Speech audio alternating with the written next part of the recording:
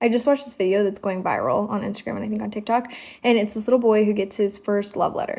And he's 6 years old, and I saw it and I thought, oh my gosh, this is so cute. Like, he's just like in love. And I remember my very traumatic experience of the first love letter that I ever wrote. I remember all the details. I was in the second grade. I remember the teacher's name. I'm not going to out her. And I remember the boy's name. His name was Zach. I won't say his last name, but he actually reached out to me as an adult and like apologized for this. But basically, I was in the second grade and I was so in love with this boy. And I started writing him love letters. And my love letters were literally Shania Twain songs. They were Shania Twain lyrics. And I was so excited. I was letting my mom read them before I, sent them. Like, oh, is this good? Very harmless, very G-rated, like, no big deal. And in class, we had these little cubbies, and I was putting them in the cubbies, but I wasn't signing my name. And I was doing this for like a week. Not every day, but like a couple times a week. And one day, my teacher pulls me aside with the boy, like has us stay after class. And she has us come up to her desk and she's like, Jordan, have you been writing these letters? And she's angry.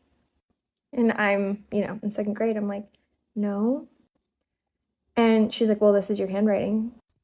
So then she proceeds to tell me that it is sexual harassment and I cannot be doing this and I need to apologize and I could get in like big, big trouble. So I'm bawling, I apologize, I'm mortified, I'm telling the love of my life, like, I'm sorry for harassing you.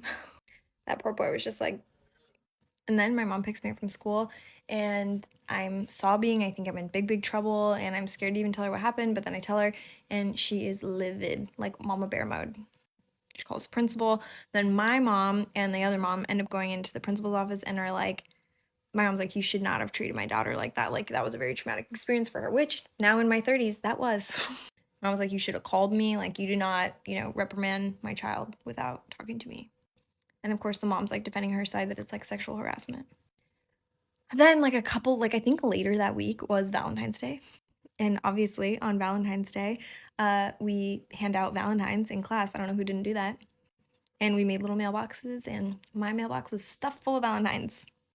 And after school, when my mom was picking me up, instead of picking me up and leaving, she's waiting for me outside. And I come out carrying my mailbox, and she turns around and we walk into the principal's office, and she dumps my mailbox on the principal's desk. And she's like, all right, who do you want to call in here first? The principal's like, what are you talking about? Mom was like, sexual harassment. Who do you want to call in here first? Anyway, she was just proving a point. We didn't call anybody in. And like I said, this boy reached out to me later and was like, I'm really sorry about what happened in the second grade.